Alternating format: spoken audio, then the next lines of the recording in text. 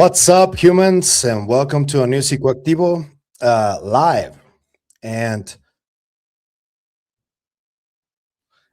we're like doing something really special today. I have a second time guest on the show, my good friend Greg Mallozzi from the Cosmic Clock, and he had been trying to get out the Gene Roddenberry tapes from the Dr. Andrija Puharich, all the tapes that he recorded back then, and that's how the whole concept of the nine was known. But I didn't know before I started talking to Greg that Gene Roddenberry had recorded some of these tapes with Puharich, and there's a lot of lore that goes into that. And I want to talk to Greg a little bit about it. And he was kind enough, and this is like a first time ever, I think, to let us play the Gene Roddenberry tape without the moments of silence. And also, if you guys have a little time to do this, if you guys are on like a laptop or a desktop, Greg is also live streaming on his channel, and it would be really cool if you guys could just play both and mute one of them and enjoy the show. If you can do like multiple windows, that'd be really cool. Also subscribe to his channel. That'd be really cool. But it's a very special occasion, and I want to welcome to Psicoactivo for the second time, Mr. Greg Mallozzi from the Cosmic Clock. How's it going, Greg? Welcome to the show. Hey, thanks for having me. It's great to see you, as always. Yeah, man. You've been doing quite a lot of great work over there, and I'm happy to say that you have like a little bit of an update on the Andrija Puharich documentary that you directed. What's the latest on that, if you can give us the latest? Yeah, after a long wait, you can hear me, right? Yes, sir. Oh, good. Okay. So after a long journey, the film will finally be coming out the end of this, mid to end of this summer. And the more exciting news is that a trailer is going to be dropping very soon, potentially the last week of this month or the first week of May.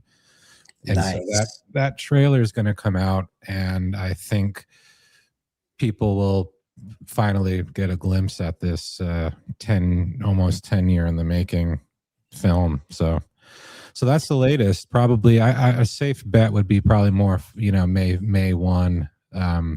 So that's going to be dropping. So nice. Exciting. Yeah. That's awesome, dude. And how is the media rollout going to be? You're going to do a bunch of podcasts to promote the film as soon as the trailer drops, I would guess? Yeah, we're doing, I've been on some shows that are going to come out, and probably some more as well. And we're doing a very similar release to, Age of Disclosure. The film is going to be available to rent or purchase on all the platforms. Nice. So that's going to be how it happens. Yeah. Is it going to be a worldwide release? Yes, worldwide. Yeah. Awesome. Yeah. Okay, so for all my peeps in Latin America and Australia and all the way over there, great news. I already saw the film. I already told you guys it's fantastic. Greg allowed me to see it, and that's why we did the interview a little while back. But hopefully enough people are in here already. Shout out to Justin. Shout out to Noble Cloud. Shout out to Dead Squatch. Everybody, welcome to this live show. And we're going to be doing a listening party of the Gene Roddenberry tapes. Gene Roddenberry, as you guys know, is a creator of Star Trek. I would like to ask Greg, how did you come about all of this material? If you could tell the story to people watching right now live. Well, basically, again, like I said, this was probably 10 years ago or close to it, but I became very close. Well, at the time, I had just met him. Now I'm very close with him, Andy Puharich, who is the son of Andrija Puharich. In fact, his name is Andrija Puharich Jr., which is pretty cool. But I got to know him, and that's how the whole film started. And so one thing led to another, and he had mentioned the archive that he had of his father's, and that it was a huge amount of stuff. No one had really seen it or looked through it or done anything with it besides him. And he actually himself had not even really looked through a lot of it because it was so much stuff. It's a huge undertaking to scan documents and listen to tapes and fix tapes. Some of them are broken. I mean, it's a crazy amount of stuff. So I, was able to very luckily get access to that material for the film. And that began this very long journey, as I've mentioned, of not only making the film, but sifting through decades. I mean, we're talking like the 50s through his mysterious death, as we know, in 1995. So many decades worth of stuff. And so it was just a huge job of digitizing, scanning, all that stuff. And so basically the Roddenberry thing was that I had heard through the grapevine, I don't even actually remember how I heard, but that there was this Rodenberry connection, and that he had spent time with Puharich at his lab called Lab 9, which was his house in Ossining, New York. For people who don't know, that's probably 50 miles north of the city on the Hudson River. So it's not far, but it's a very, upscale area. For people who remember that show Mad Men, the main character lived in Ossining, which is funny. So that was his lab up there. And Roddenberry, again, I'd heard some rumor or something online that Roddenberry had gone there and spent time there and sat in on these channeling sessions with Puharich and his group, which consisted of, a few people, notably Phyllis Schlemmer, this psychic he worked with for a long time, Sir John Whitmore, a British aristocrat who was really involved in the Lab 9 project. And so I had heard this story that Roddenberry, of course, the creator of Star Trek, was there, and many times. So I I came across a tape in the archives. There's many, many cassette tapes of a lot of channeling sessions. Basically, what that means is a tape recorder in the Faraday cage recording when Puharich would put a psychic into trance, and allegedly the 9 would come through the psychic, and what they were saying and speaking were the words of the 9, because their body would shut down and they wouldn't be control of it and so forth. So sure enough, we found the tape, and it was shocking because I had just heard this as a rumor. I don't even remember if the tape was labeled, Roddenberry, because, we just had to listen to everything, so many tapes. And sure enough, there it was. You can clearly hear Puharich announce he's in the room. You can clearly hear his voice, which is obviously him. And it was pretty incredible to find that and know that this wasn't just a rumor and that it actually did happen. So that's how the long way of how I came across this Roddenberry stuff. And as you see in the other episodes I did, and I made a point in one of my videos about this because a lot of people say, he got ideas from Star Trek and so forth through these channeling sessions. And he very well did for Deep Space Nine, which came out, after the 70s. But pre 75, when a lot of the tapes were recorded with Roddenberry, he makes a mention that he had been in many sessions before this. So that's the only indication we have of, okay, maybe there's a possibility that he had done sessions before this particular one was recorded. We don't have those. Do they exist? Maybe. I'm not sure. But that he does mention, I can't remember. I guess we'll hear it, but he says some mention like, I've been here many times before. So you also talked to someone on your channel about this script. Yeah. Can you tell us the story about the script before we play this for people? Because I think that's an important part of the story too. Yeah, basically in 70, let's see, it would have been 74, 75. There was a guy named John Pavel, and he is a screenwriter. And in fact, he's pretty well known because he did, let me see if I can look this up quick. He did that movie Total Recall with Yeah, Arnold with Schwarzenegger. Schwarzenegger. Yeah. Yeah, he wrote that. So he's a pretty, known screenwriter, but Yeah. he was really close with Roddenberry early on, like early 70s, I think 74, he said 75. So when what happened was Roddenberry, as we now know, did in fact go to Lab 9. He had sessions there and was so moved by his sessions there, and I think influenced by Puharich and the group at Lab 9 to write a script. And I think the story too is that at the time Roddenberry was a little out of work, so to speak. He was kind of in between projects, trying to get something going. He had something that fell apart, so he was looking for a new idea, a new movie.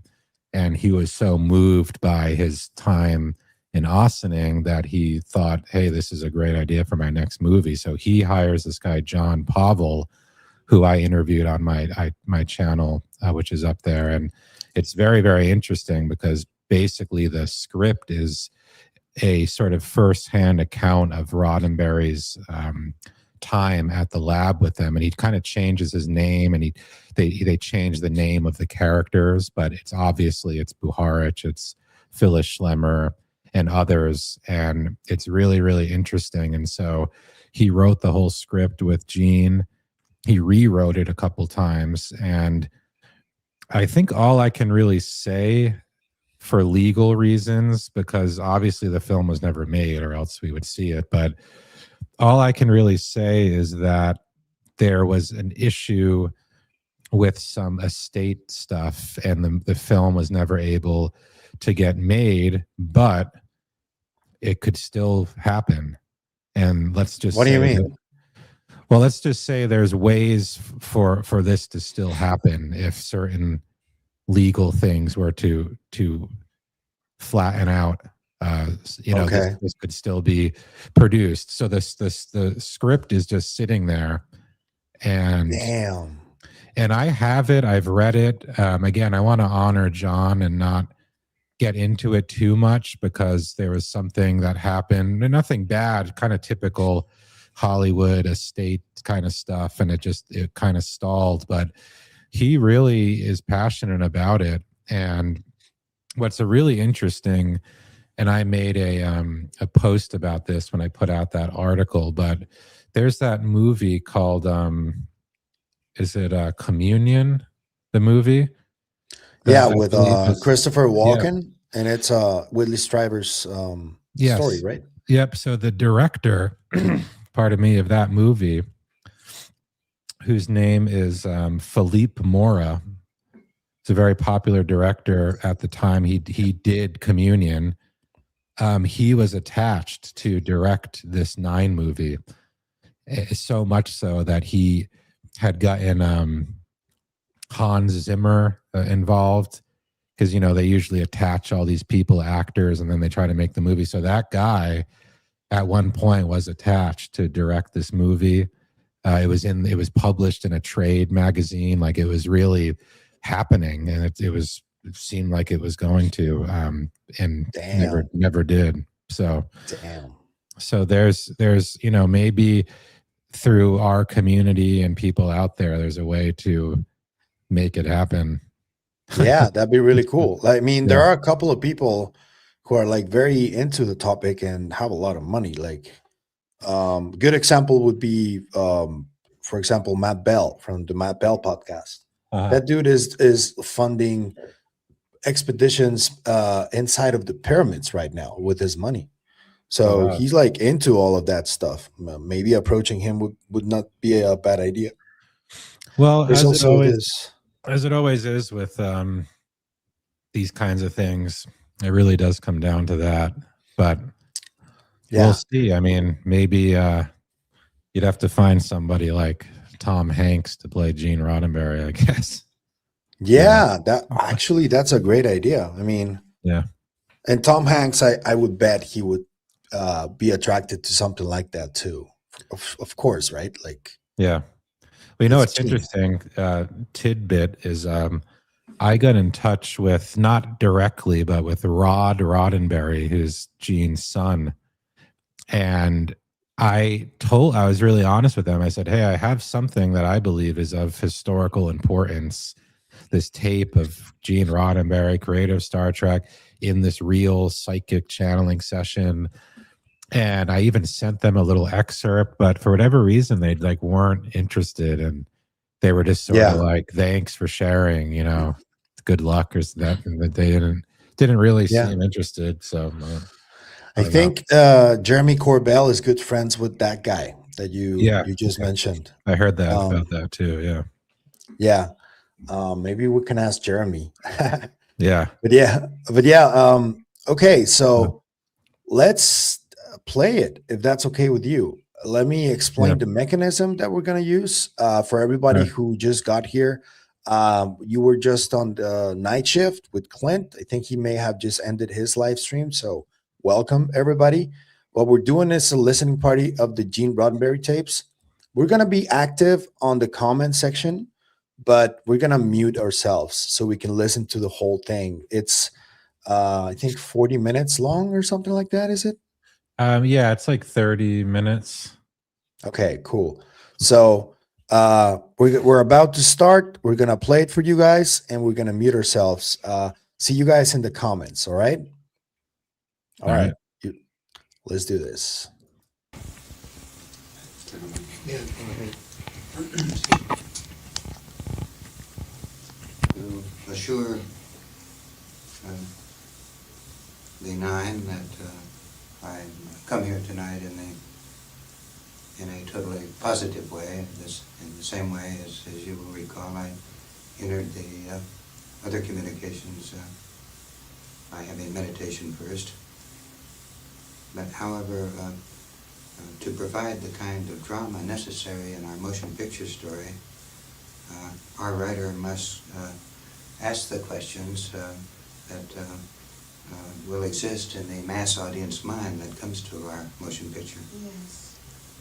And although this audience does not reject the possibility of extraterrestrial life and landings by other life forms, neither will they accept it without some very hard questions being answered for them, I'm sure you know.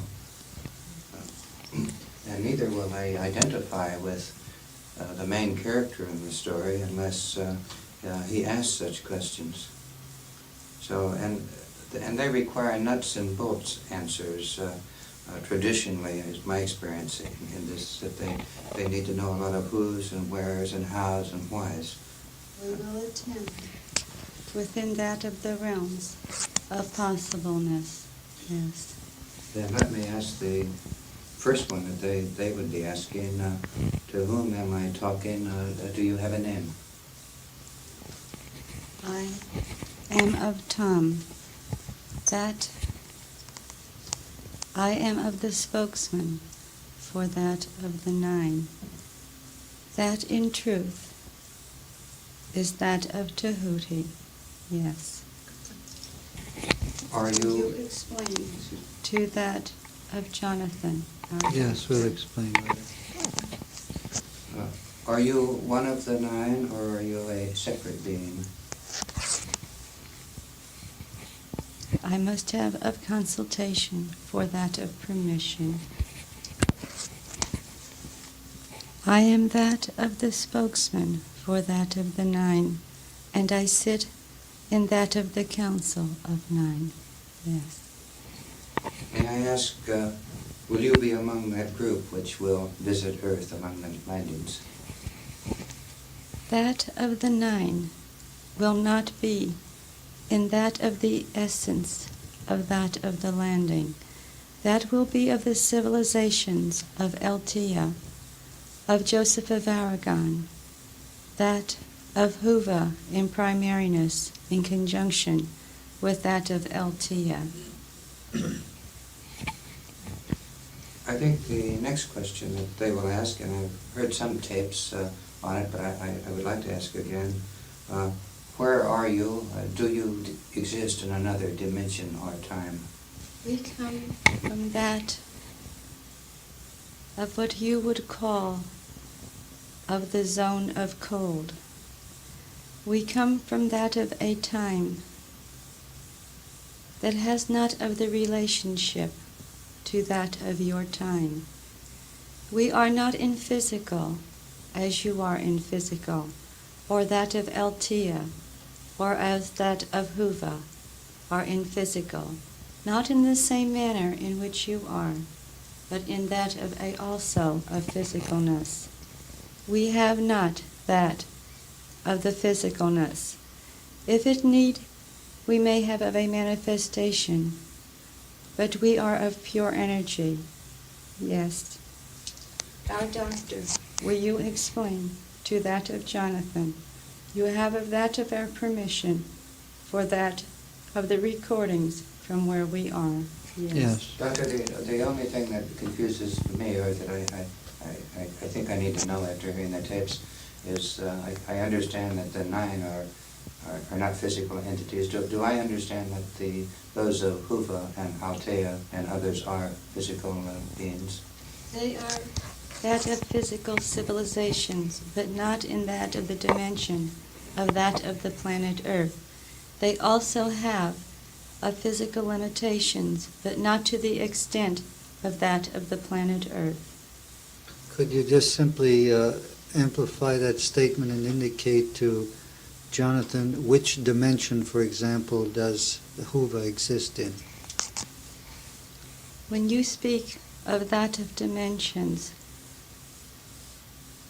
We call that fourth, fifth, sixth. For example, we live in a four-dimensional world, our physical world.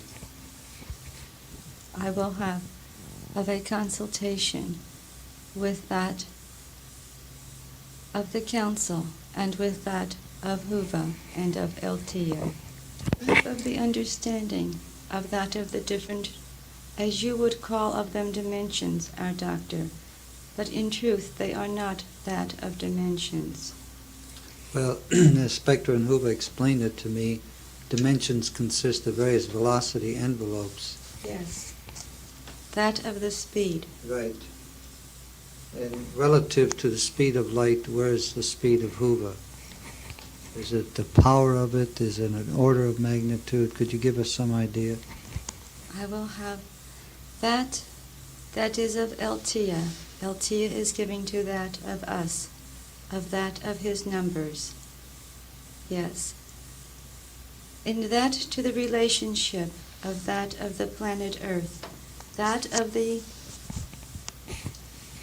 Yes, Altea has said it is not of dimension, but it would be 56 of the times of that of the speed of the Earth, in that of your radiation of light. Yes, we understand that. In essence, 56 times the velocity of light. I understand. Thank you. Since the civilizations you represent come from other dimensions, what about the rest of our galaxy and universe? Are any of the visitors to come from there, or do civilizations within our own space and time dimension, will they play a part in this landing? When you speak of civilizations within that of your time and space, you are speaking within that of your galaxy. Yes, that is correct. There are of those within that of your galaxy that are not within that of what you call of the dimension of your Earth, but those that will come to benefit that of the planet Earth come from that of galaxies not within that of your galaxy. That of Altea, as that of an example, is what you would call of 50 of your million of years away. Yes. Are there any civilizations or races within our galaxy visiting us at present? Yes. Not of those that are, how may we explain to that of you? There are, we will attempt. That of the planet Earth you will visualize within this of your mind is on that As an example, you will see of a triangle. That of the planet Earth would be on that of the line, on that of a bottom of a triangle, if that point of a triangle was in an upright position. Do you understand? Yes. You will visualize that of the Earth is in the center of that of the bottom of the connection of the triangle. In those of the lines that would generate upward to that of the top of the triangle, you will visualize that there would be such of a thing as an indentation or a notch, or of some that would give of identification, that there would be of a difference than that of a straight line. Do you understand of that? I think I do. Then you will visualize that underneath, and as it goes upward, that there are those of civilizations of different dimensions, of different intelligence, of different evolving, that are working with those of the civilizations that we would say are of more intelligence or of more service. It is not of necessity that they are of better than those of the civilizations in lowerness. It is just that of our attempt to explain to that of you. There are of different civilizations in service to those of the 24 civilizations. There are those within that of the galaxy of the planet Earth that are in service to those that are attempting to salvage of that of the planet Earth. But they will not be of the primaries. Yes. May I ask, if those who will visit Earth in the landings, the Altians, the Huvans, and others, will they visit Earth in the same physical body as they have in their own dimension?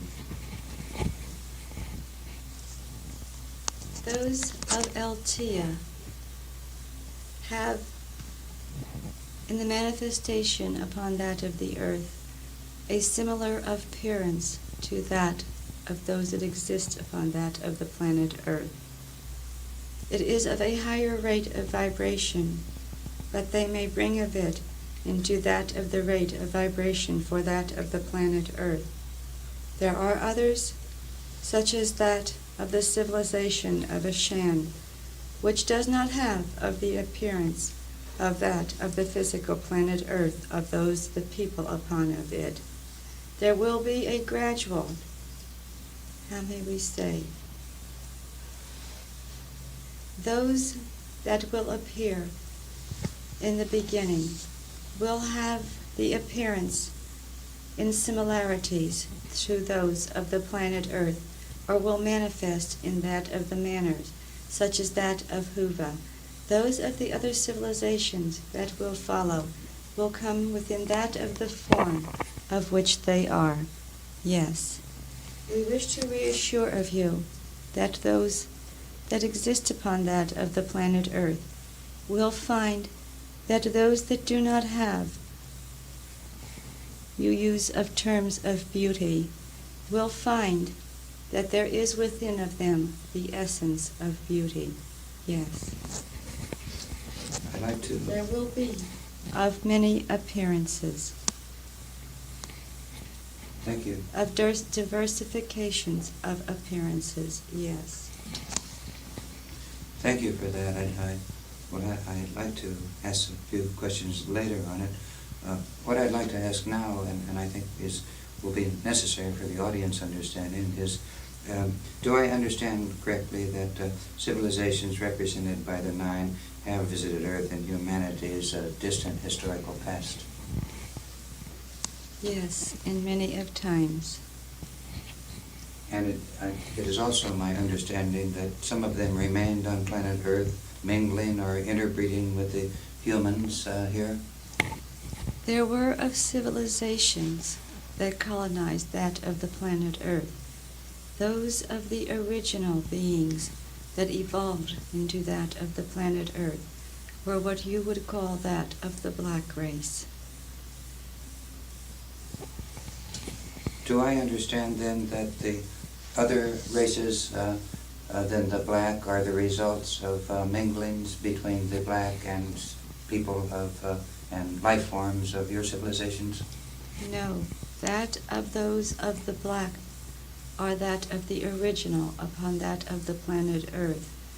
Those that are of the Oriental, those that are of the white, those that are of what you call of the red, are those that have been,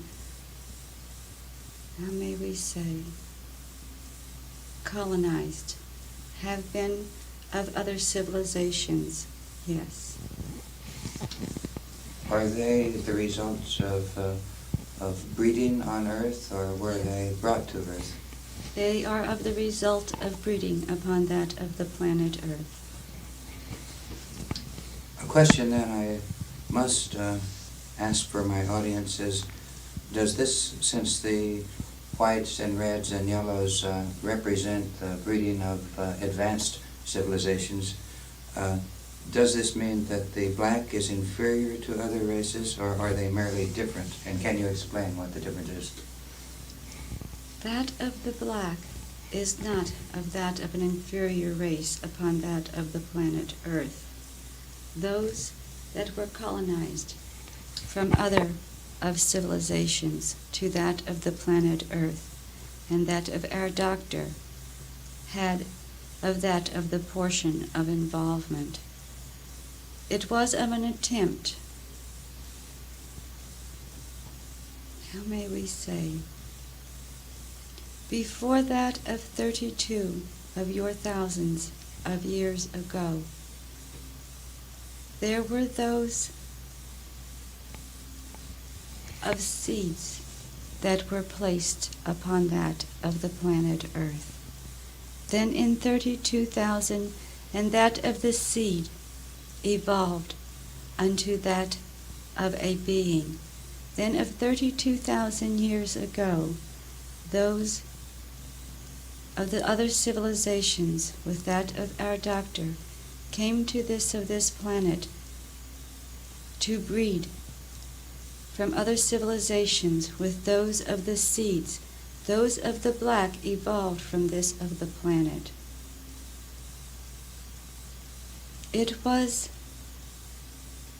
how may we say, to that of you, it was such as that of a laboratory, to see if that of those of the planet Earth, those of the original that were not seeded, in which manner they would evolve in comparison to with those that were colonized. But those that were colonized after a period of time, because they came from other civilizations that had perhaps of more technology or of more intelligence, began to feel that they were of superior to that of the black. They are of the reason that they have kept that of the blacks and not of evolving. That was planned for that of the planet Earth did not come to pass. That of the planet Earth, upon after of the seeding, it was of discovered by those of the civilizations that of all of the planets in the universe, it is only of the planet that has of the beauty, of the diversification, of the changes, than any of the other planets in the universe. It was also discovered that those that existed upon that of the planet Earth had of great physicalness that was not witnessed on that of other planets, and they began to live in that of the desire and of the physicalness and in of the recycling of that of the planet Earth. As they had of the recycling, they began to hold that of the originals of that of the planet Earth in bondage. Yes. Yes, I understand the bondage of the whites, of the blacks. Thank you. I am a little confused as to where the physicalness came from. The That people of that the came. gravity, that of the density of that of the planet Earth, in that in which it exists, and in that of the seasons, that of the senses upon which you have of feeling on that of the planet Earth, exist not in other planets. And those of the souls began to feel that they had of a substance that they did not feel in that of other planets. It is of a planet how may we say, I will have of a consultation for finding a proper wordness in your language. Yes. And that of your forms of breeding. Yes. That in the beginning was that of a form for that of breeding. And also it was given to have that of the sensations within that of the physical body, such as that as you would see, that you would taste, that you would feel. But it began through that of years of becoming of a primariness and the beginning for control. That form does not exist on other of civilizations or of other of planets. Then when that of the civilization of Eltia, which was in that of over of your 11,000 years ago, I am sorry, they say I am in error. It was of over of your 13,000 years ago, and that in which they had involved of themselves, in that of the medicinal and of the surgery, and in attempting to do of transplants. This also heightened within that of the subconscious and in of the minds of those of the souls that recycled upon that of the planet Earth. That, how may we say to you, of a desire. It is not an existence in that of the other planets. It is therefore of great importance that this of the planet Earth become into balance. There is not objection into that of the universe, for that of the method of breeding, for that was of a decision, that this was of the way, that this of the planet Earth would repopulate of itself. What was of the objection is that it became of that of the source of all primariness, and that it became that of control of all of the souls. For if you look upon all of that exists upon this of the planet Earth, it is of the one source that creates of all the difficulty, is it not? Yes, I understand. From that goes in to that of greed, and into that of material. But that of greed and material comes for only of one nature of things. It comes only for bringing to that one that you have of desire for to you, or to give to that one all that they have of desire for. Yes. I'll pass quickly over that then with one final question. I gather from what you said that you have sent representatives to other planets in our galaxy, but that this was one planet in which the single planet in which you had this kind of difficulty. Yes. This is of the only planet that has created of a bottleneck. Those are the souls that exist upon this of the planet Earth, and that of their recycling of reincarnations refuse to leave that of the planet Earth. Each of the planets in which they exist upon, or which they have of that of a birth, is for some form of teaching of them, but they are so indesirous of this of the physical planet Earth that they do not further of themselves. Yes. Thank you. There is a primary question that I'm sure these others here have asked, and let me respectfully ask it again. Since I gather from other tapes that you can influence things here on Earth, you have made dolphins appear, you have implanted various of our people. Obviously you can create signs if necessary, and I wonder if you plan to create any sign for me in the work on my script. That is, we will explain. It is not of us that create of the signs. It is that of the civilizations of Eltia and of Huva, since they are, particularly that of Huva, that of the planet Earth is of its concern, and that of its brother planet of Eltia, which in, how may we say,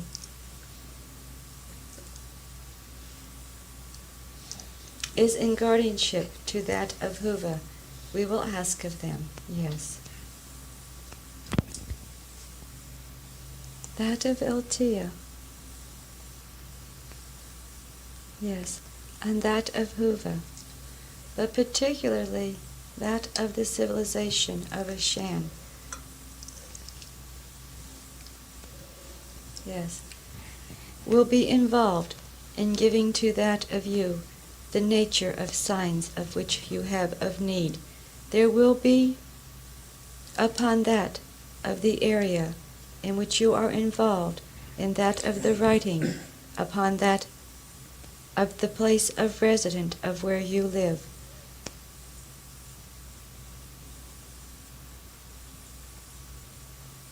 That of areas, and that I will have for positiveness to convey to you. Yes.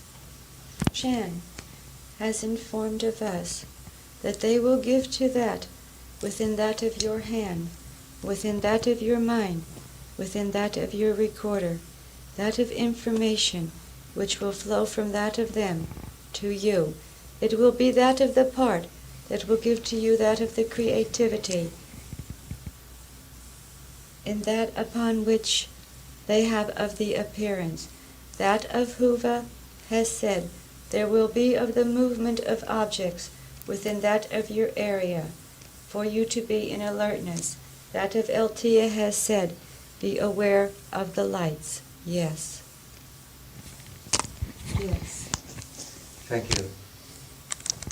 There's a question that I cannot avoid asking, or my audience cannot avoid asking, and that is the question of signs to Earth of your landings.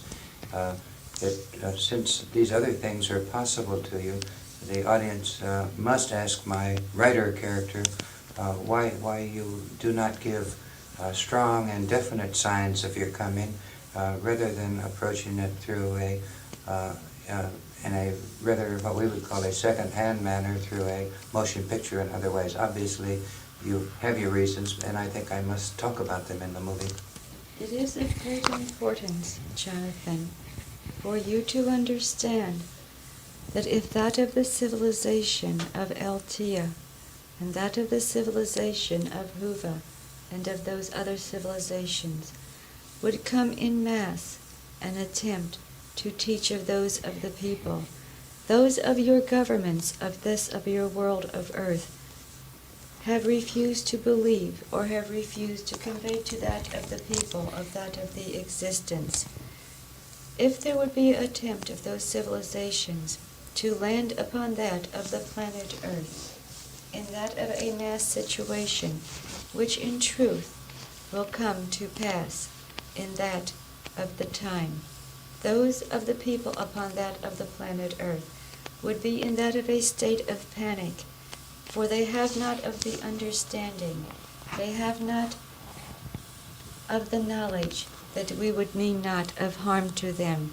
Remember of this, there are also those of civilizations that would have a great desire of controlling of that of the planet Earth, to keep of those of the souls that exist in that of bondage.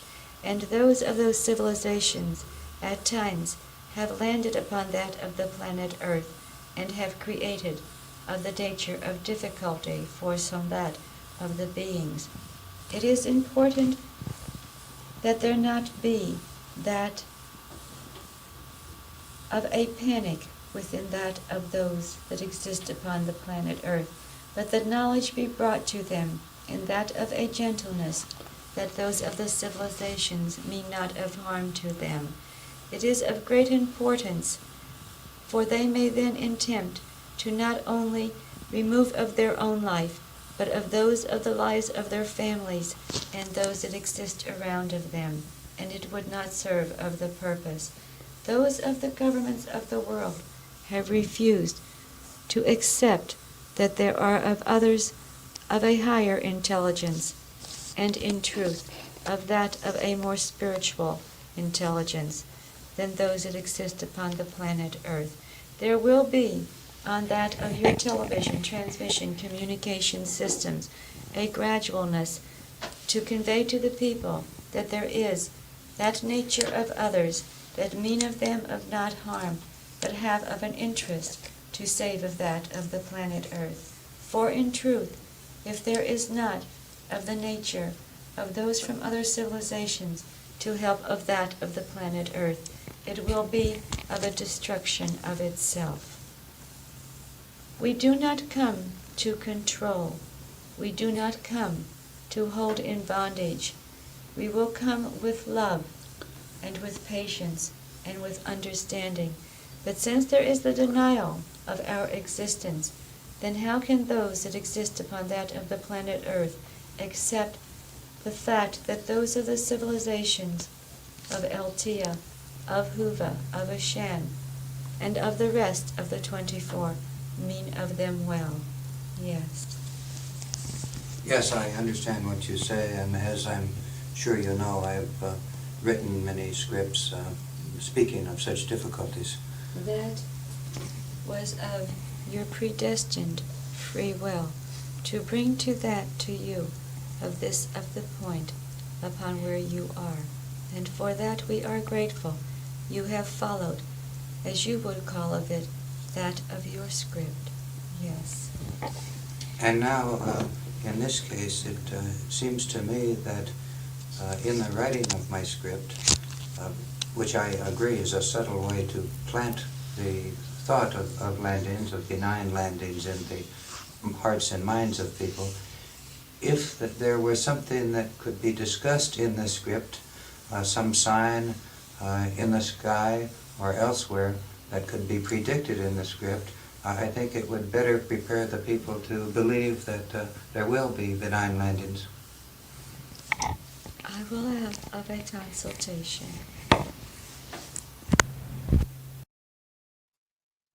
Whoa. Okay, dude, that was That's pretty it. crazy. All right. I took some notes myself, actually, of some interesting things.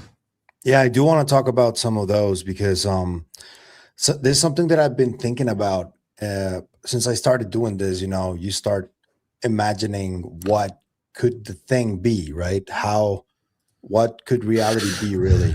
And this whole racist thing, it's really strange. I always wondered if it was possible that Earth was some sort of haven for different races who have arrived at different times in history, and not all of them are from here, you know, and that may be a reason why there's so much like difference in the world and like disagreements and all that. But that's just me just spitballing a little bit and thinking about it. And when I heard that about the black race being like the original one from Earth, as according to the Nine, I thought about that. What do you think about that? Well, it's interesting because if you're familiar with Zechariah Sitchin, Yes, I am. Yeah. He, as a matter of fact, it wasn't even planned, but I just had one of his books sitting near me. But that was like, he talked a lot about that kind of stuff. Yeah. This idea that, you know, we're sort of seeded from another civilization, Earth.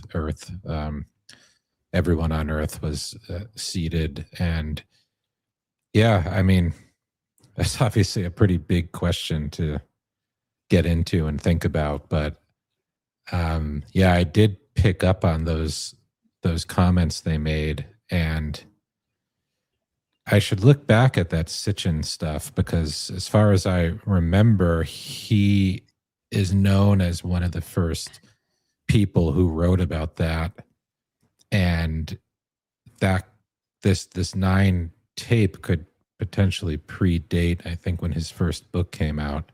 In fact, I guess I could probably find that out. Yeah, pretty we're easily. we're just hanging out here, like no worries. That's how the live stream works. It's like there's no need to have like a sense of urgency, or we're just hanging out. There's a lot of comments. Thank you to everyone for commenting. There will come a time in this conversation when I'm gonna pass the ball to everybody commenting. If you have any questions, I will tell you when the questions section starts, but I'll be singling out a few questions that I've already seen.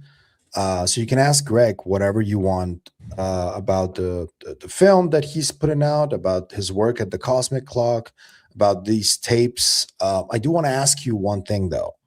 Well, many, but I've been meaning to ask you publicly about this.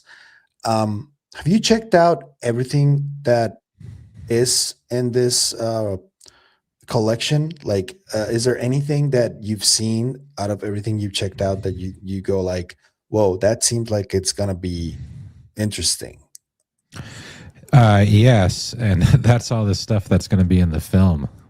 Oh, I guess is the best way to put it. But so yeah, I mean, a lot of stuff, quite honestly, would be, I wouldn't want to talk about it just because there's the major stuff and the sort of, I guess you would call predictions and things like that are things that we are featuring in the film. But I mean, like I said earlier, there's so much of this. I mean, there's probably, which not an exaggeration, like hundreds of hours of stuff like this. And I think, you know, if you listen to what we just heard with Roddenberry, a lot of people I kind of chalk that up to sort of typical New Age, like channeling lingo.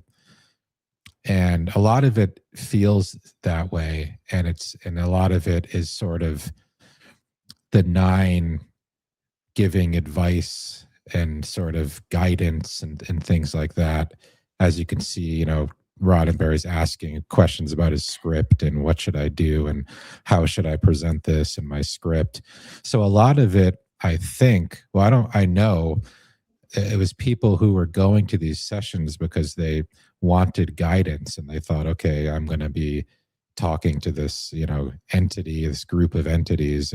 I'm going to get information and guidance from them.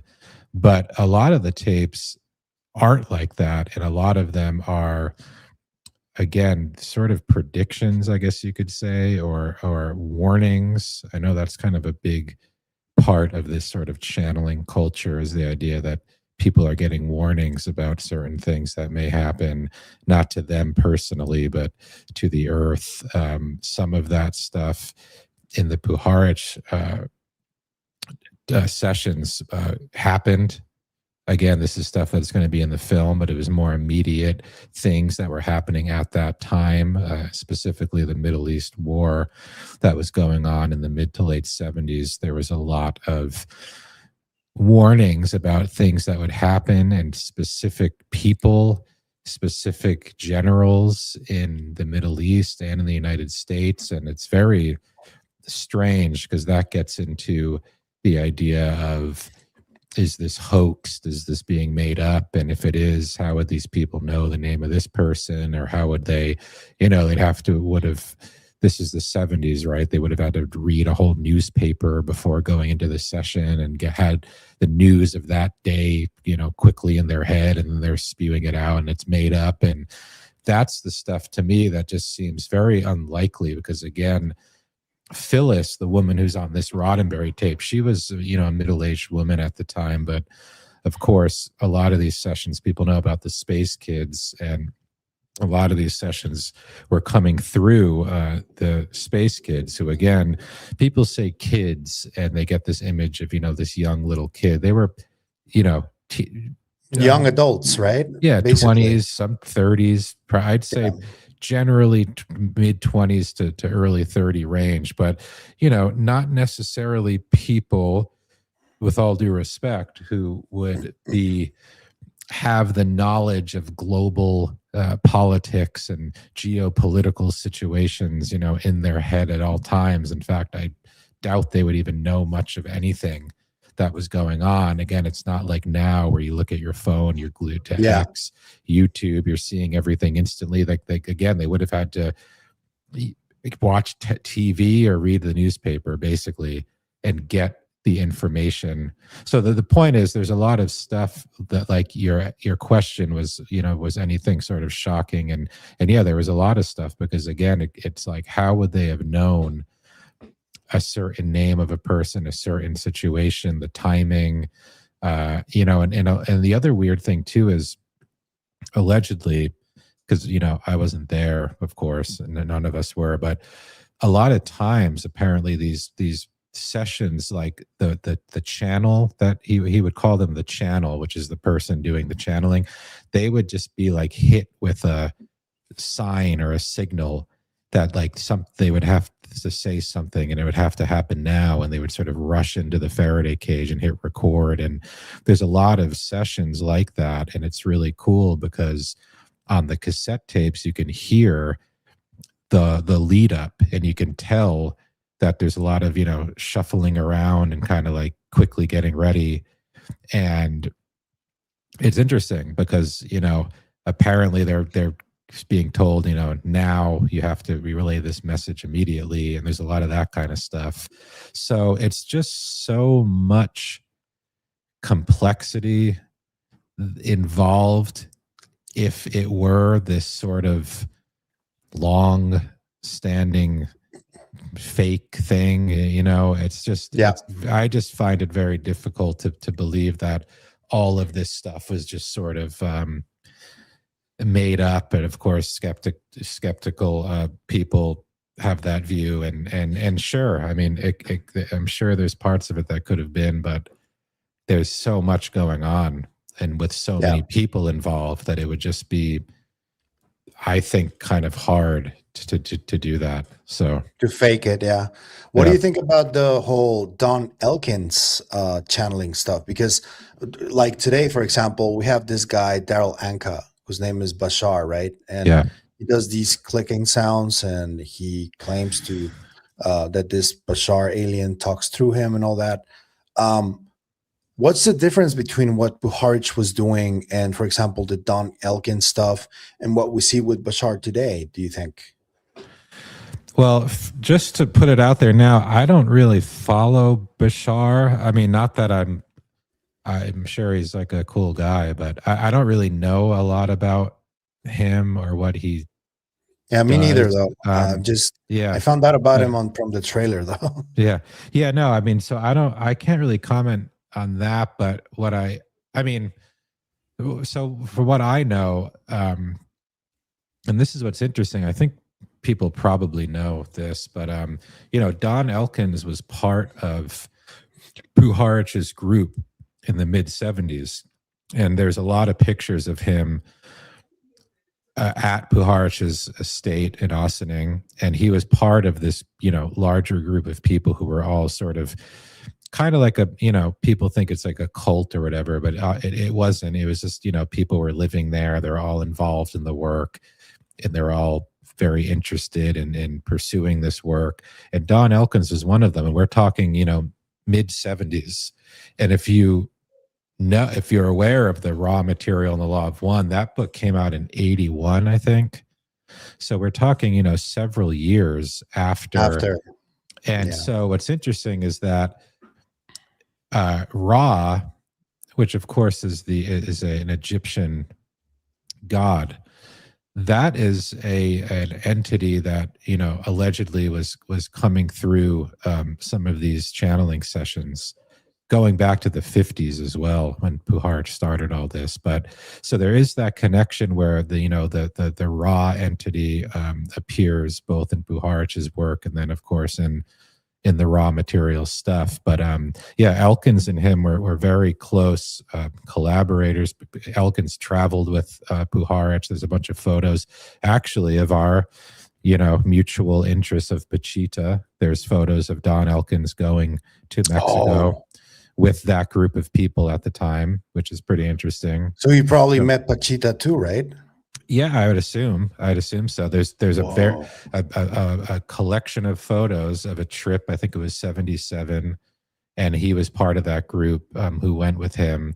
So yeah, they were connected. And I guess to answer your question, the similarities, it's the same kind of channeled content. I mean, I'd have to kind of touch up on the Raw Material stuff. I mean, I obviously know it, but it's been a long time. But it's just interesting that Elkins was so closely linked to Puharich, and then several years later apparently gets this connection to this raw entity, and then brings through, several books worth of material. And Yeah. even Carla Ruckert, the woman who was the channeler in the raw material stuff, she was close to Puharich. She was an assistant of his at one time. And, I know there's all this stuff online about how all of that was linked to MK Ultra and mind control. I don't particularly see anything that makes me feel that was the case. I know there's that guy out there has a pretty big channel who talks a lot about this, Brett Stone or something. I haven't seen Yeah. him. But anyways, people think, Puharich is orchestrating some mind control thing with all these people, and it was all connected. But it just, again, is something that could be, but seems very, I don't see what the end result would have been of that if that were the case. So, Question about that. What about what happened in England in that TV show? You did a video on that, but could you explain people how Yeah. Puharich may have been linked to that or not?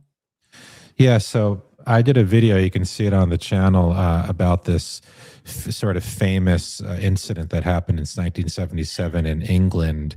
A TV station was overtaken, and this voice came through that was allegedly this extraterrestrial that was trying to communicate through the airwaves. And the connection, as you'll see in the video, is basically in a lot of these channeling sessions, there's mention. I mean, you even hear it in the Rodenberry that we just listened to. At one point, they mention, we'll be coming through television communications.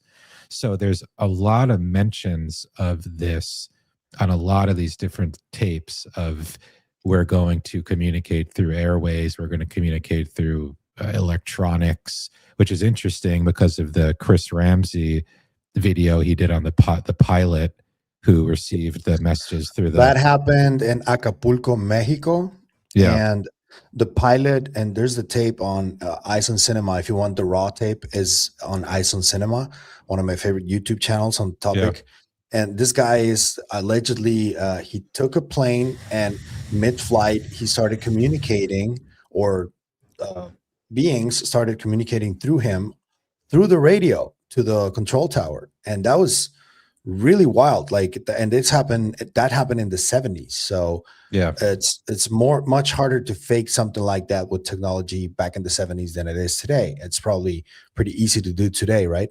Yeah, of course. And that's interesting because there's a lot of mention of coming through electronics. So that would have been an example of that. And so the connection to Puharich is there's a lot of mentions of it. And on top of that, he was in England at the time that this occurred.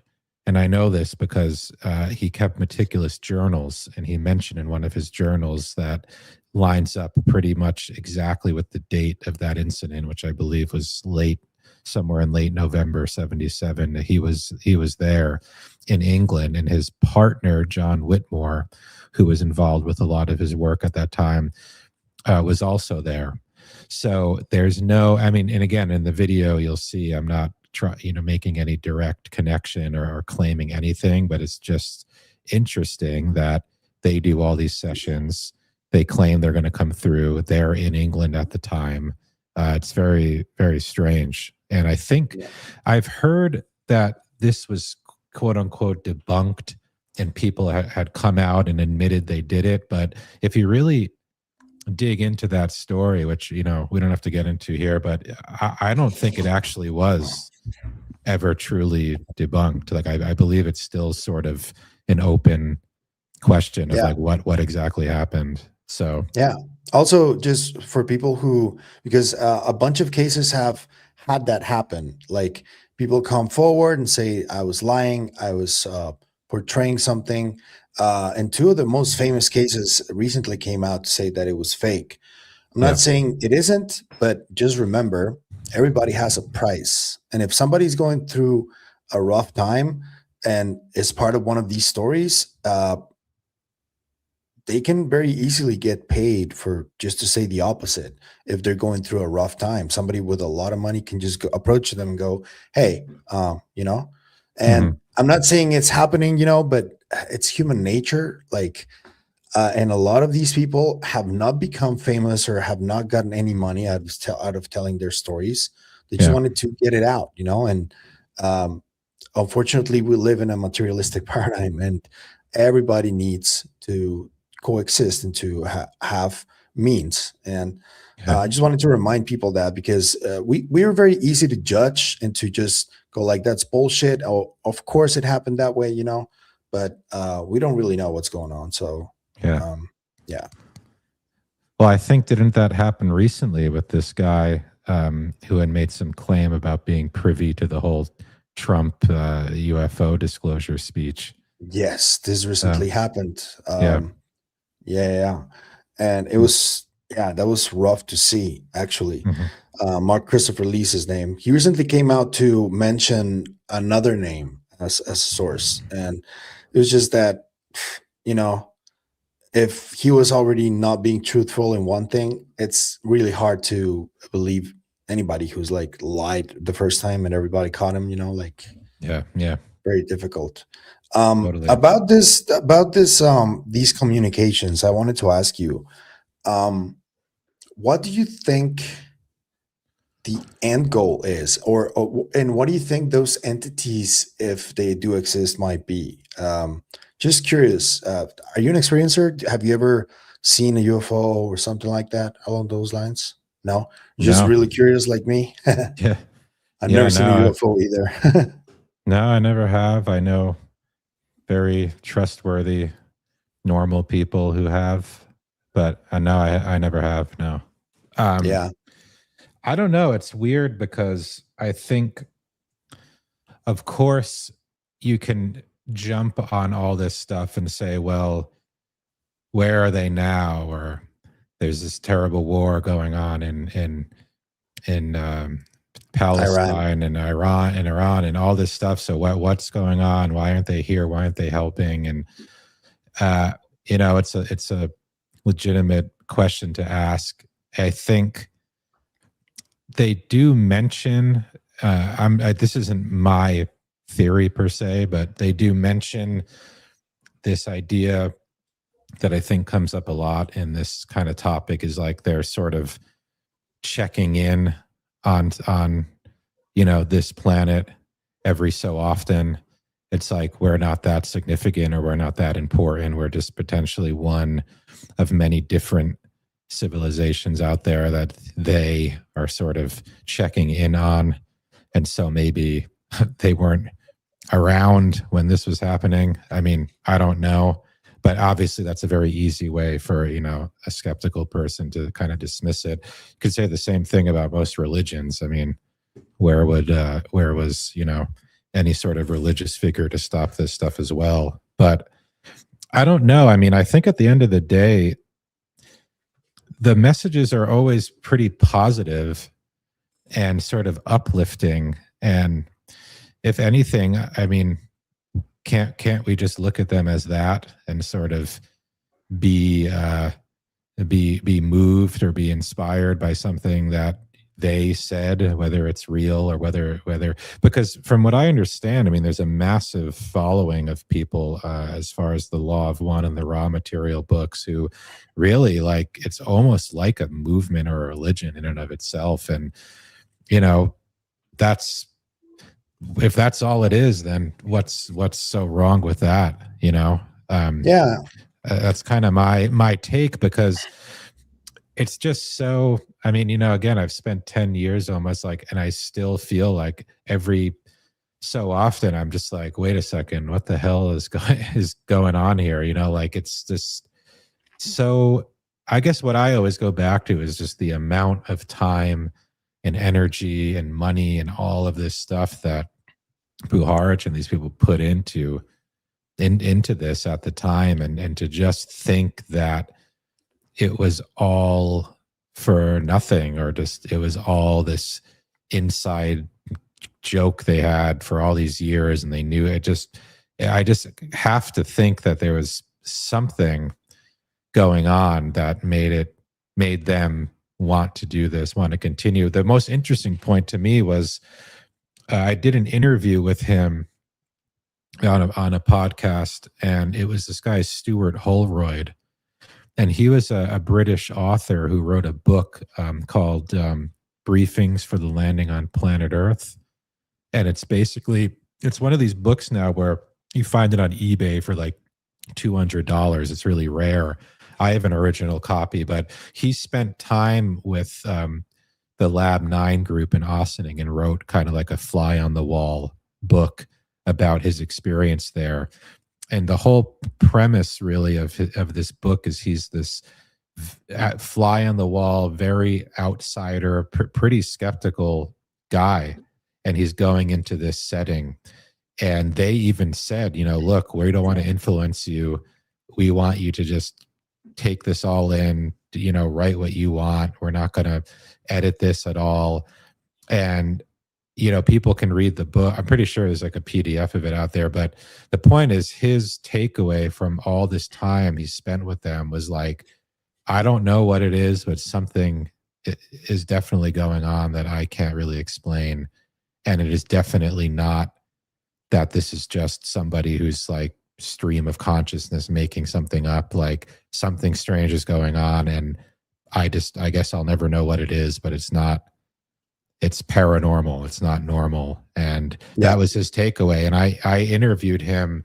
Unfortunately, he passed away like a few years ago. He was much older, but I interviewed him a few years ago, and to that day, he still kind of kept that mindset, and that's how he felt. So to me, that meant a lot, because he was somebody who was very, again, skeptical, very outside of a lot of this stuff, and then that was his takeaway. So, I don't know.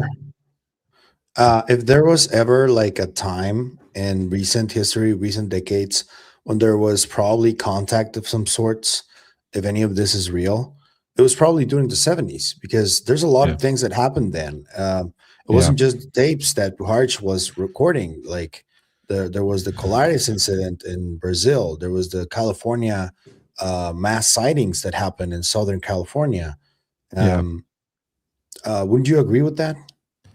Yeah, I definitely. I mean, it seems as though, like, especially weirdly in like 76, 77, 78, like so much stuff was happening.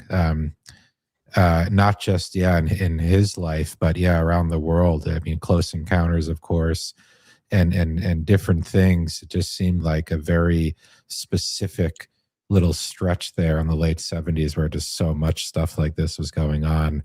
And I'm trying, I mean, I've told you, but I'm trying to do a better job at figuring out how to catalog and kind of put out a lot of these 9 recordings, because obviously I have hundreds of hours of them, and it's not an easy or quick task. I mean, now with AI, of course, you can transcribe stuff, but still, it's just a pretty big task. But I may know a guy. He's in the comments right now. We'll talk about it after. Yes.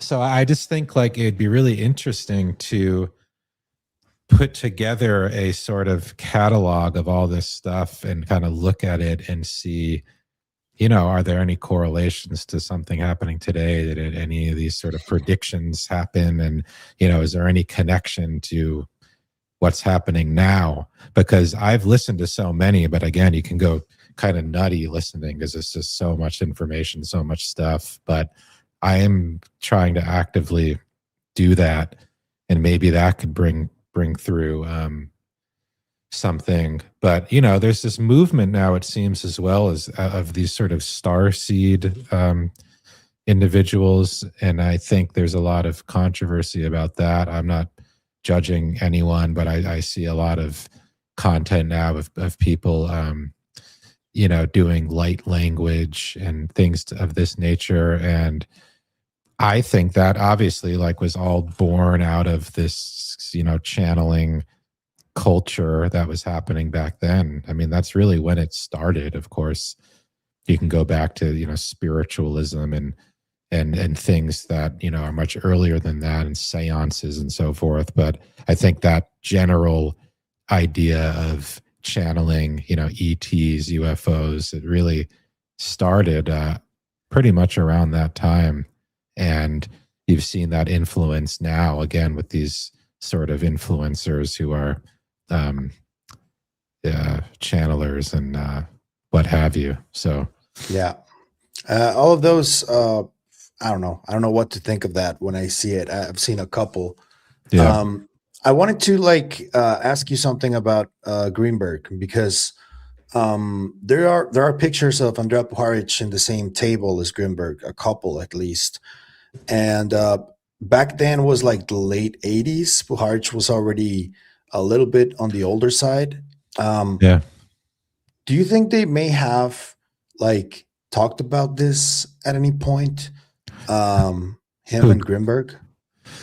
Well, yeah. I mean, I know for a fact that they. Well, what I know is this. You know, Puharich,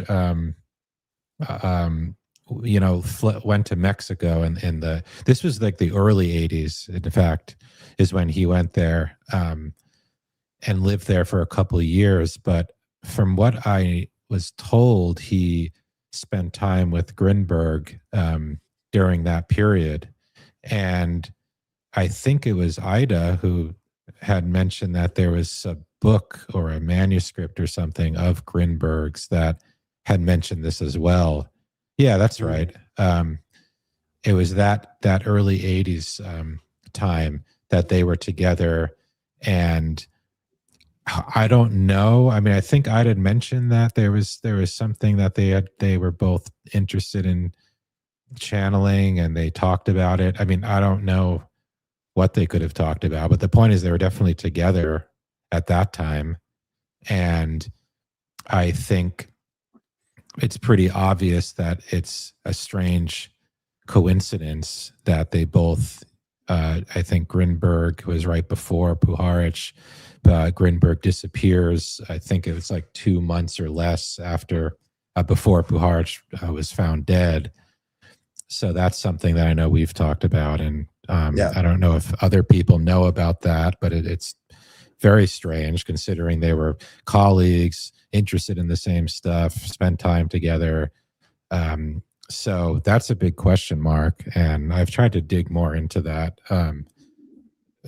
over the past few years. But Yeah. And then Stargate ended also just a month later, I think, after Yeah. Puharich passed away. So that also should be noted.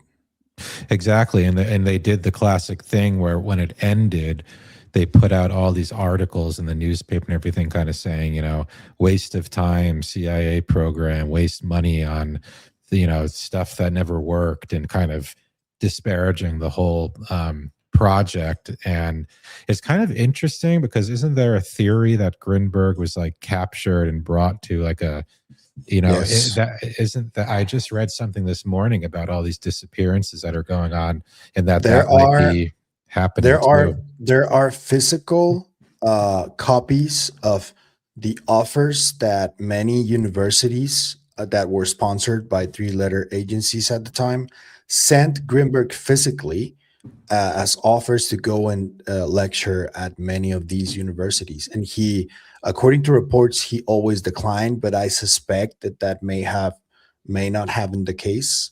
But yeah, that's that, like there are copies of that. His daughter holds them still. Yeah, I just couldn't help but think about that because this morning I had read something about these disappearances happening now, and how there's somebody is theorizing that it might be a situation where they're being taken to witness protection or some secret laboratory or something like that. But Yes. not sure. By the way, before we go to the questions, because we're gonna get there, I did want to talk a little bit about Pachita, just a little bit, because the last time we spoke, you hadn't released what you released about Pachita yet. And there is something that we're trying to get done with Ida Cuellar, the director of the Greenberg documentary, that is going to be on both of our channels as well. But Can you speak a little bit on that manuscript and what's the backstory behind it? What you found interesting about it? Yeah. So again, in Puharich's archives, there's just tons and tons of material, and he studied and investigated Pachita a lot in this late 70s. And so this is on the Substack, the Cosmic Clock Substack, which you can find pretty easily, cosmicclock.net. But on there, I've posted those documents, and basically in his archives, there's this whole folder that was labeled Pachita, and it was just a lot of research and photographs. But I think what you're referencing specifically was there was this document in there that was labeled confidential, which, you know, I don't know why that was. It could have been serious. It could have just been his own way of bookkeeping. I don't know, but it clearly says confidential. And even the Manila package folder thing that it was in, it was clearly shipped somewhere because it was in this envelope. And even on that, it says confidential. But basically, it's this sort of detailed summary of his travels to Mexico to investigate her. He mentions, I mean, I'd have to bring it up to know exactly, but he mentions the names of a few doctors and a few military people who were involved with him at that time. And he sort of also outlines a further research trip, and he kind of budgets out like what that would cost and what it would look like. And at the end of it, what's really interesting is he's sort of suggesting that he would bring the whole goal of this is he would bring Pachita back to the United States and start this full-blown research program into healing and shamanistic healing, psychic healing, and that it would be at such and such a university, and these people would be involved, and this would be the head of this and that. And he outlines all of that. And it's interesting to think like that was the goal of this, was to bring her back to kind of be studied in a legitimate, not unlike the Uri Geller SRI stuff, which he did. He brought him back. He was the one who set him up at SRI before Put Off any of these guys were involved. So he was kind of doing the same thing with Pachita, where he was imagining she would come back and be part of this full-blown research program at a legitimate university. And of course that never happened, and we can speculate why. But so that's what that document is. And it's cool because, yeah, he names some people in there that I had never heard of. I believe he names like one military guy in there as well. So it's very secretive. Again, it's labeled confidential. So who's to say that he wasn't doing this on behalf of someone else, some other entity, some other potentially, you know, government intelligence situation. I don't know. But again, that was the thing with him, is he always seemed to be able to kind of go wherever he wanted, whenever he wanted. And I suspect that he was kind of funded by intelligence during that time. So Yeah. Kind of sounds like it. Yeah. And something that I do think that came across in your film when I watched it was how much he struggled with that in his later years, right? Yeah. I think that he I mean, I keep saying I don't want to ruin the film, but yeah, it does get into that. And let's just say it really explains the struggle and the problems he had with the government, basically, which was a result of his very deep connections from way back in the 50s. Yeah. Yeah. So we're gonna try and do something with that, if possible, with Ida as well, so we can talk about it, because Ida is very much into this. He was the one who made that Jacobo Greenberg documentary Unfortunately, Ida right now is recording. He's in production with HBO because he's doing a documentary about a very famous singer from here, from my country, and Oh, he's wow. like really preoccupied right now. So that's why he very rarely responds to messages. I'm sure gonna send him this little exchange we had here about him, so we can Yeah. maybe try and find some time so we can do this, because I think it's very exciting. Thank you for Yeah. revealing what you did on that. I didn't know Yeah. about those plans per se. I haven't finished reading the whole thing myself. So, Yeah. so let's move on to the questions for Greg. Anybody who has a question about all of this, please put them in all caps, and I'll just start trying to single them out if they're in all caps. It's a lot of comments, so please bear with me.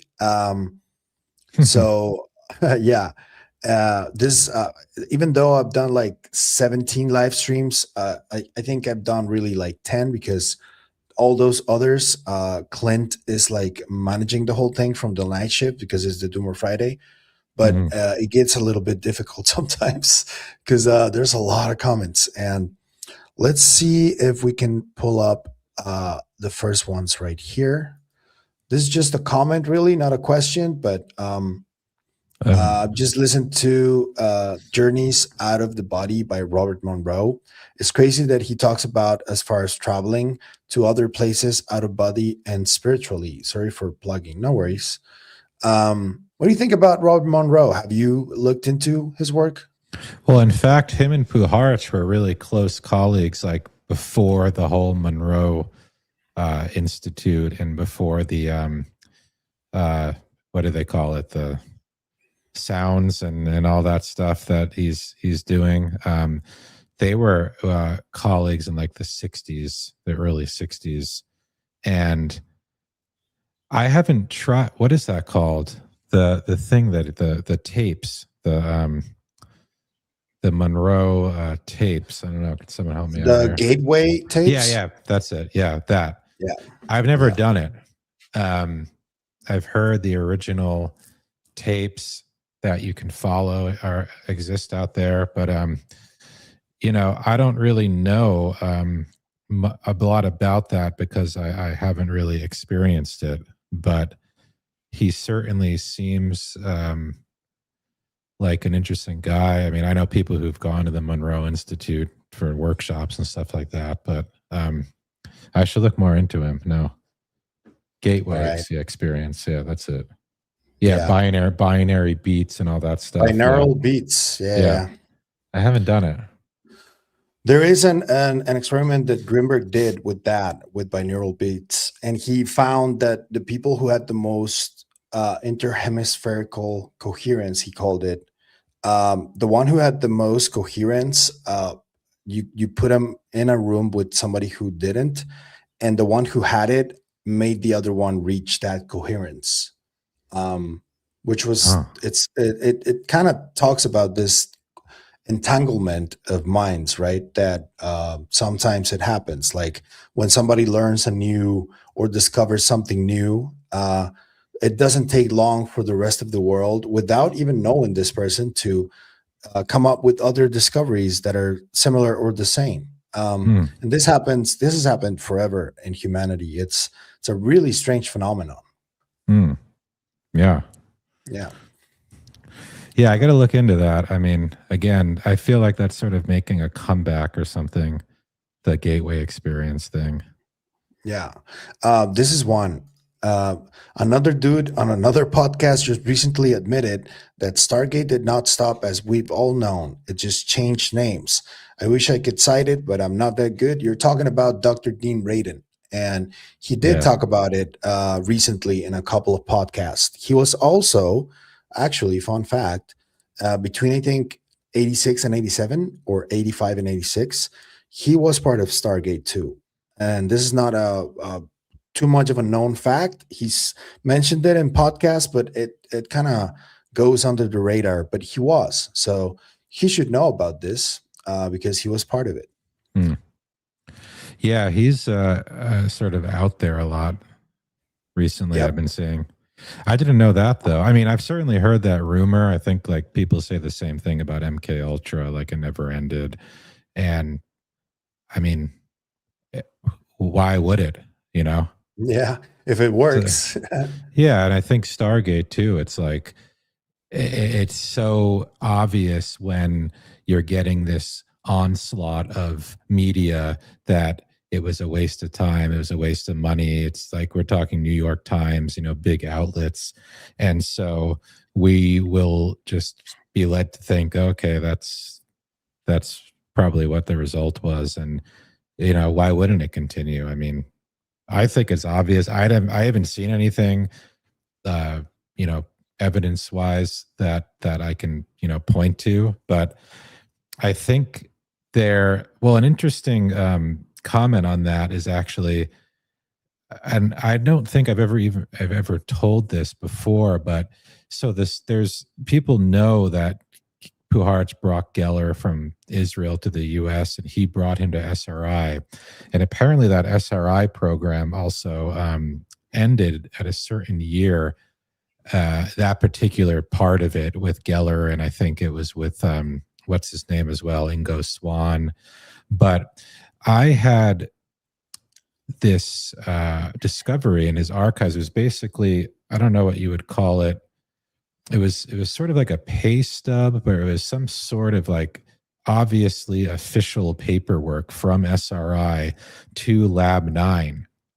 And it was actually stating that they were sending money. And it's funny because it was not a lot. It was like $3,000 or something. But at the time in 74, if you do the math, it would have been like, I think it was more like 15 grand to, it was a lot then.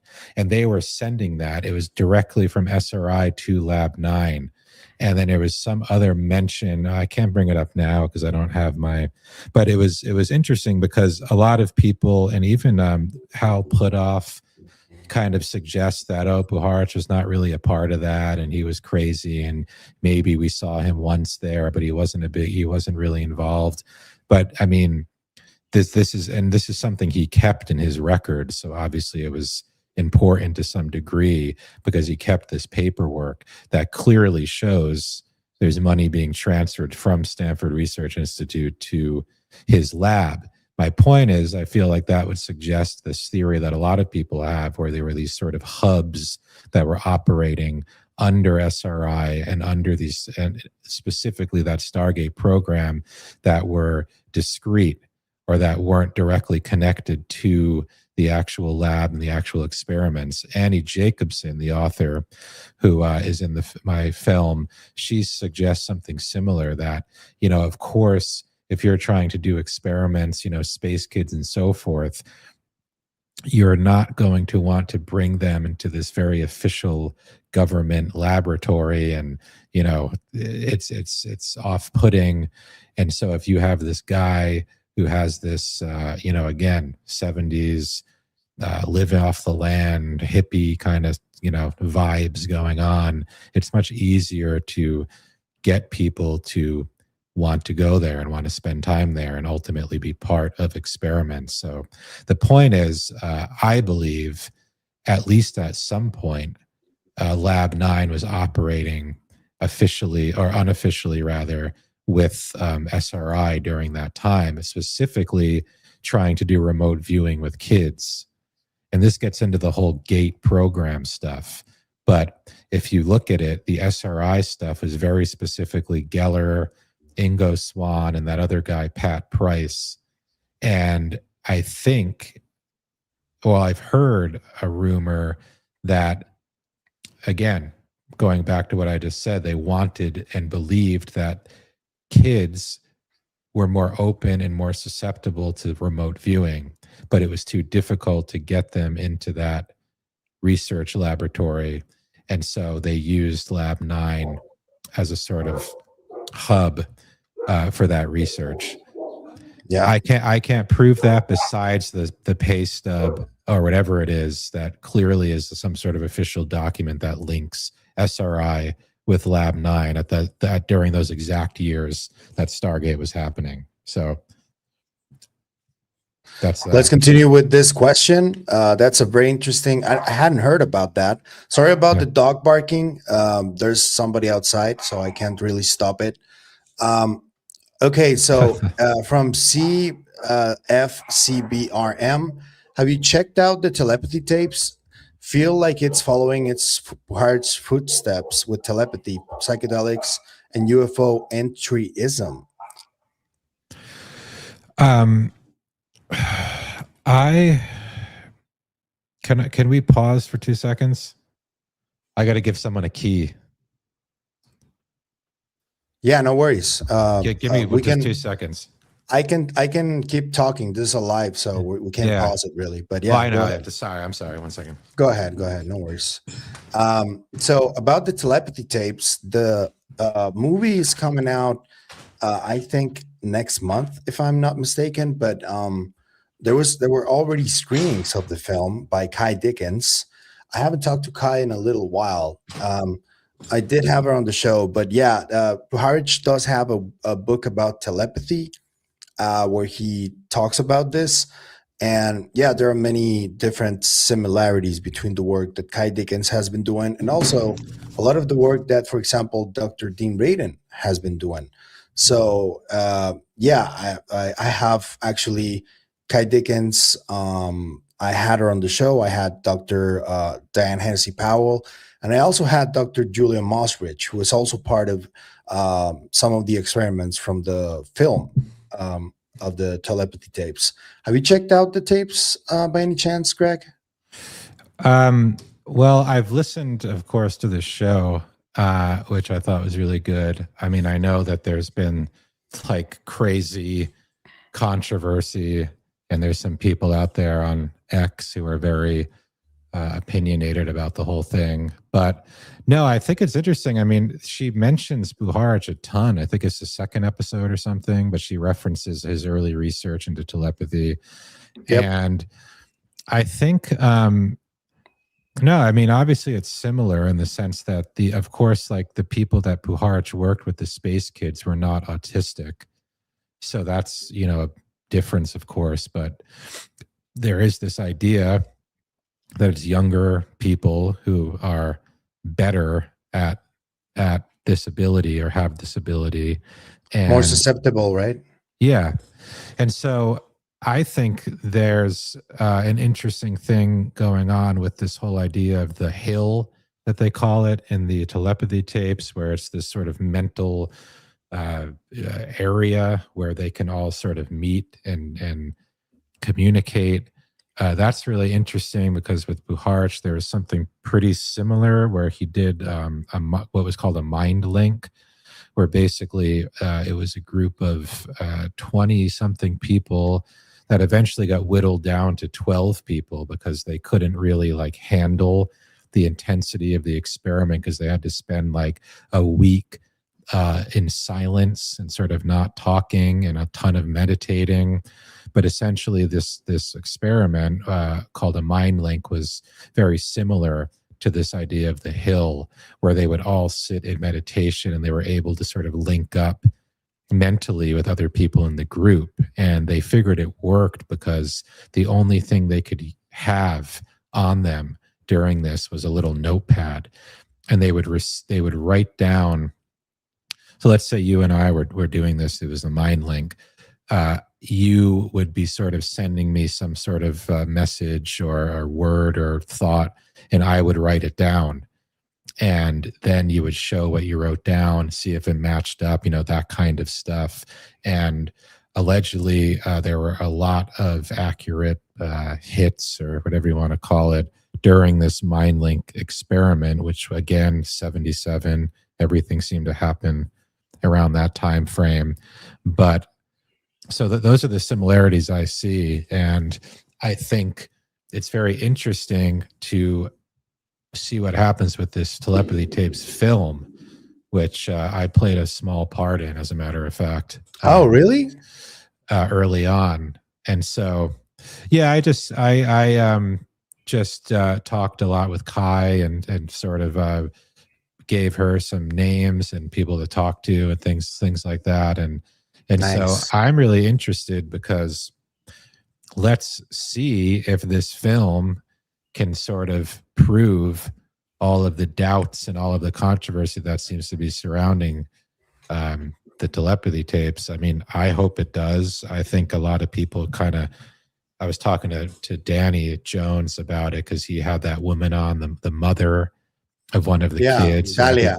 Yeah, Dalia. everybody sort of claims was cheating. And again, I don't really know. All I know is that I thought the podcast was really, really moving, and I enjoyed it. And I think it would be really cool if this film came out and kind of proved people wrong. So I can only hope that that's kind of what happens. Yeah, me too. Plus, Kai is a really nice person, so I think she deserves whatever is coming her way. She's really nice. So, and I know she had mentioned, like, I never really followed up, but there was some mention, like, if I'm not mistaken, like one of the kids got contacted by the government, or if there was something that went down, or the CIA or something. I don't recall what happened. Kai is on record saying that somebody from the CIA directly just told her that they were running an investigation, and they were very open about it. They didn't go like overtly, covertly like that. You know, they were like, okay, I'm from the agency. This is what we're doing. Nothing. We're not doing anything wrong. And she was like, they're really friendly. Like, but yeah, they were conducting an investigation about this. I'm like, okay. Yeah. So let me show you one for you right here. It says Greg from Kevin is an alien. Hey, Kevin is an alien. Do you have a gut feeling that there might be some premonitions or future predictions, forecasts in the tapes you have? You mentioned maybe back testing them. Well, you know, I don't know. That's why I brought it up. And that's why I think it'd be an interesting task to, you know, do, because there's so much material that there could very well be. I don't know sitting here at this moment, because, I mean, yeah, I've listened to a lot of it, but it's so much. But I think it'd be a cool experiment to transcribe all this stuff and kind of see if there's dots to connect. Yeah. Do you not think, and as a follow-up to this, because I thought about asking you this before, this whole premonition thing that has been prevalent for millennia, we could say that. Yeah. There's always somebody who's like trying to predict stuff. Do you think this has anything potentially to do with time manipulation or time travel? And like humans, biology might be tied to time and space in some way that we haven't discovered yet? It certainly could be. I think it makes sense to assume that predicting something that will be happening in the future could somehow be tied to that. But I don't know. It's a bit of a scientific question for me to think about, quite honestly. Yeah. But I think so. I mean, at the end of Puharich's life, he got very deep. Some might say a little bit too, you know, off the deep end with theories about how this all worked. And his big thing was like trying to come up with a theory of how this all worked, and almost like rewriting physics, you know, to kind of incorporate psi phenomena. And he was very much into doing that. And who knows, maybe he would have achieved that if he hadn't died. But yeah, that was his big thing, and he was kind of convinced. And a lot of the channeled information that he was getting, he was sort of claiming that in that information, it was describing how things worked. It was getting into the mechanisms behind it all. So his last kind of thing was trying to, you know, rewrite the book, so to speak, on like, this is how psychic phenomena and all this stuff can be explained. And that's another project of trying to get some of that stuff out, because as much of it, there's a lot of it that's kind of, you know, scribbling notebook kind of stuff. And there's a lot of stuff that's very legitimate essays. And so it's something else that should probably be out there that I'll eventually work on getting out there. So Thank you, man. That's yeah. pretty cool. Let me show you another one, and this is an interesting question, I think. Regarding your telepathy tapes, how do you balance belief in versus disbelief as related to new ideas? How do you? I don't think I don't really think I understand what he's saying here. Well, Really? when a new idea arrives to your head or in front of your eyes, how do you balance whether it's a believable enough idea that is real versus something that seems like it could not be real? How do you balance that? Your Like discernment, I would guess. me personally, or do you like just Yeah. like in general? Yeah. I mean, I guess I sort of. I mean, I kind of like, I hate to resort back to Puharich all the time, but a lot of this stuff for me, it's like he clearly was somebody who was really intelligent, extremely intelligent. And so if someone like that is explaining, this is how this works, this is why it happens, this is, I tend to kind of say, well, this they clearly seem to know what they're talking about, which sort of results in me believing that person and believing what they're saying.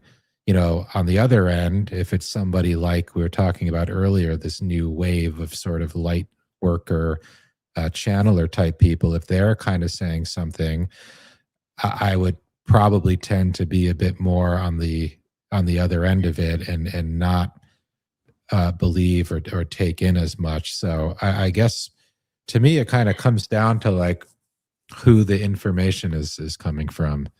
And is it somebody that I, personally sort of trust or feel comfortable with what they're saying? I mean, it's kind of like, to be honest, to give an example, like Jesse Michaels is someone who, I mean, is clearly like so intelligent within the way that he's able to interact and interview some of these people he has on. Like, I wouldn't be able to do that. So it's like, a lot of times stuff coming from him and his channel and the people he's talking to are things that I probably tend to believe, because again, it's all from who it's coming, who it's coming from.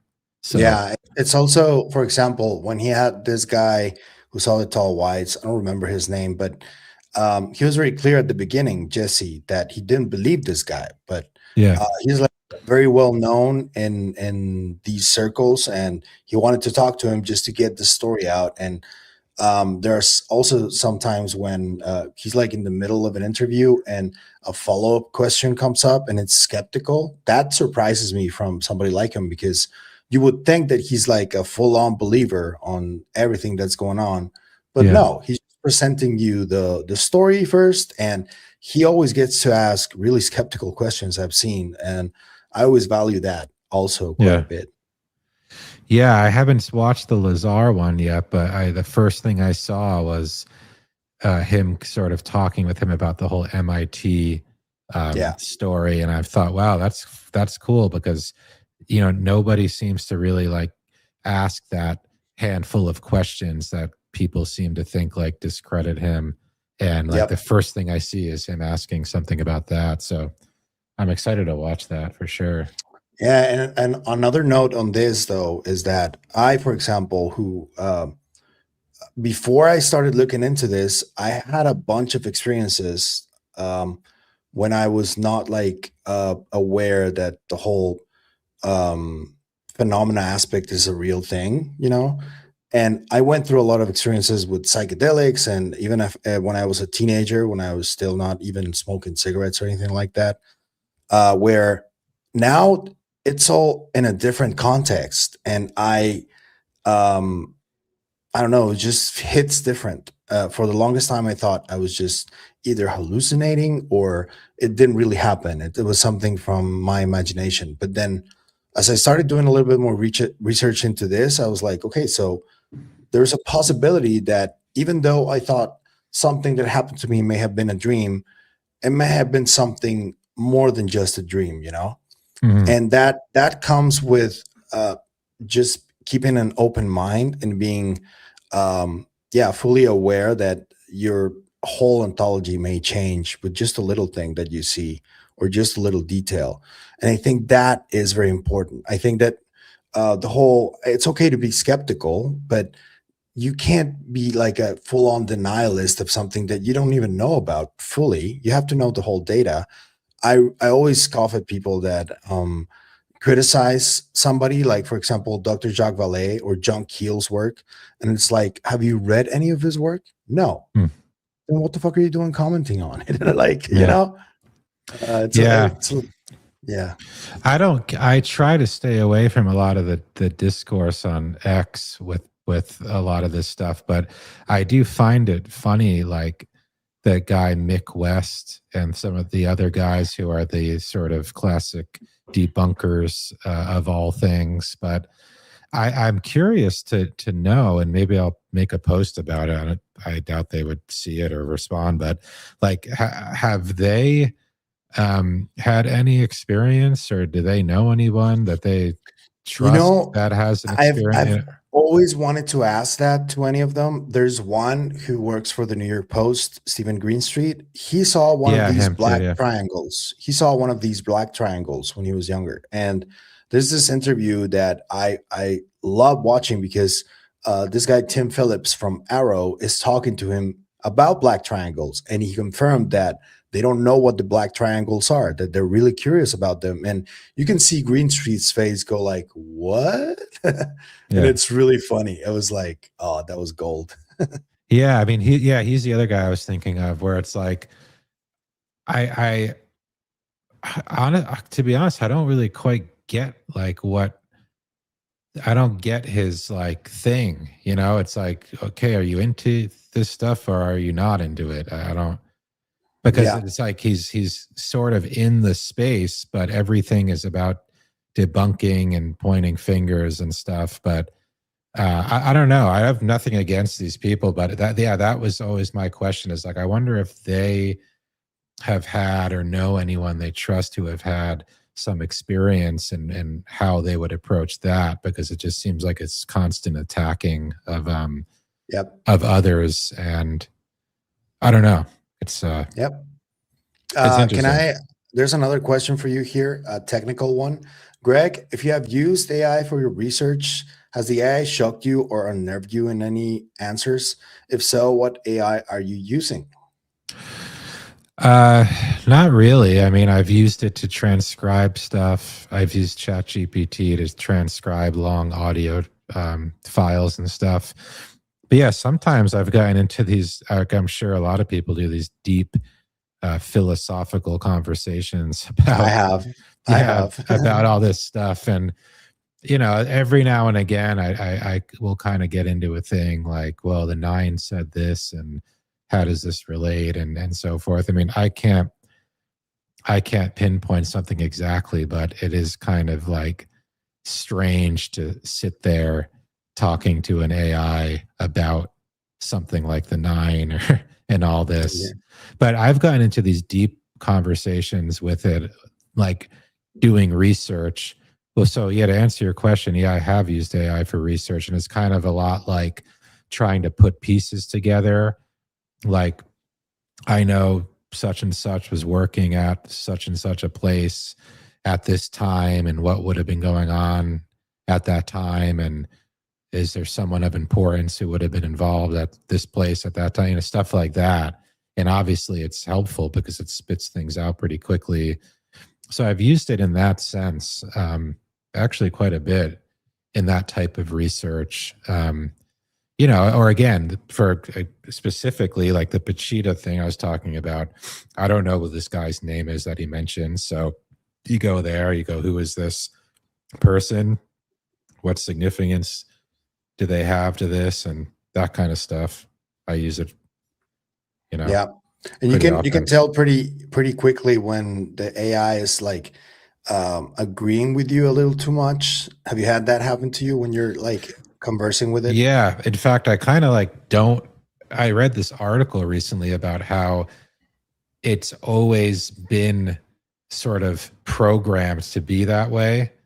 And we're just kind of now realizing, and that happened to me in real time because I read that article and I'm like, wait a second, I feel like every time I use this, yeah, it's constantly agreeing, it's constantly, and it's funny too, because I've recently done the kind of thing where I'll ask a question and I'll say like, be very blunt, be realistic, don't be biased, don't sugarcoat this, and it still kind of does, as much as you even try to direct it to not do that. Yep. But I know Yeah. I've seen that for sure. I mean, pretty much anything you get into with it, it's always sort of favoring what I think it hopes that you want, and it's strange.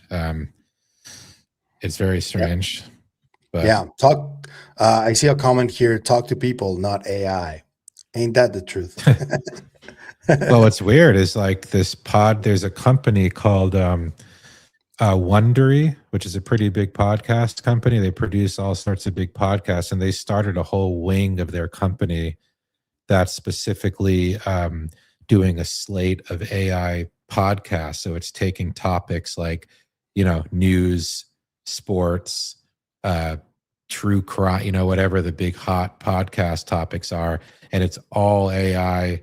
The host is a completely generated AI person, and this because they've seen statistically, apparently, that people, and that's the big worry about AI. And for me, that's the big thing I always think about is like, okay, apparently people have just accepted, like, we don't really care if this was made by a real person. We just want to listen to it. And we don't care if this sports announcer is real. We just want the update. And so they've picked up on that. And anyone could look this up. This is Wondery. It's one of the biggest, if not like the biggest podcast production company. And they're doing a whole new wing of their company where it's just these AI generated shows. And it's really kind of bizarre and scary, because to me, it's like once we've accepted and are willing to just say, oh, I'll listen to this, completely AI generated thing willingly.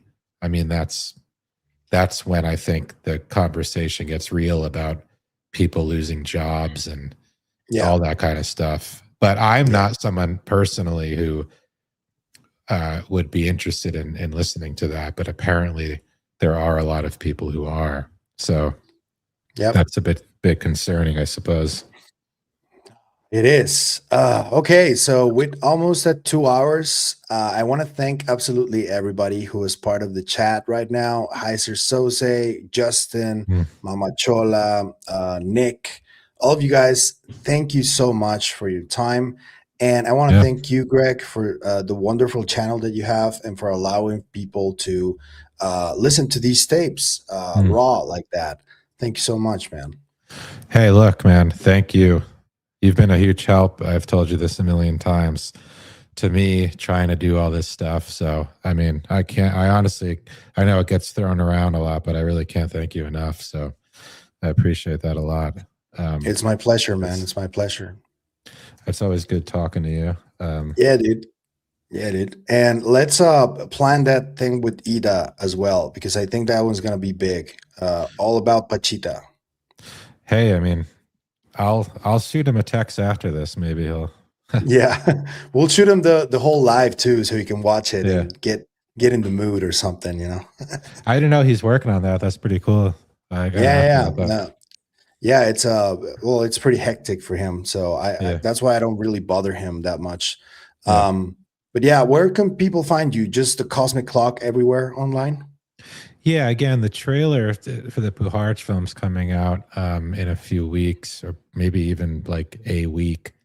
But yeah, mostly the Cosmic Clock is where I'm going to be putting out things, be more active, and hopefully putting up more videos and seeing things like that. So yeah, that's really it.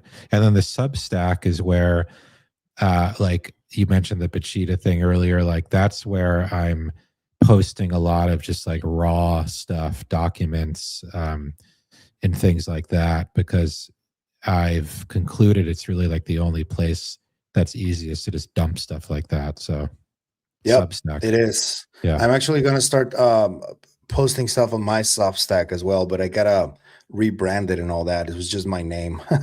Yeah. Cool. Yeah. No, it's a good resource. So, Yeah. yeah. All right. So you guys know what to do. Thank you for following. This is going to stay for posterity. If you want to listen to the tapes, go to either Greg's channel or mine, and you can listen to the whole one uninterrupted and with no voices over it. So you guys can check out the whole content. Thank you Yeah. again, everybody, the mods, everyone, and have a great day. Remember, stay curious and inquisitive like my man Greg over here. Take See you, care, man. Greg. See you guys. Bye. Thanks. Bye.